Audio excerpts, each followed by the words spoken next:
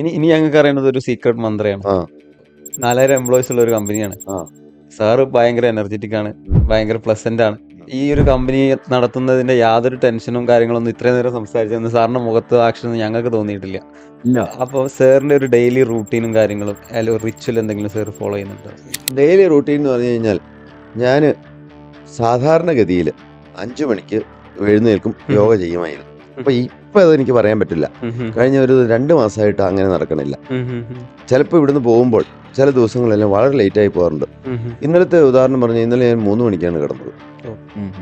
ഞാൻ പറഞ്ഞല്ലോ, ആദ്യം ഞാൻ പറഞ്ഞില്ലേ, ഡെൻ കെയർ എന്ന് പറഞ്ഞാൽ ഇറ്റ് ഈസ് മൈ ലൈഫ്. മറ്റുള്ളവർക്ക് it's A part of their life.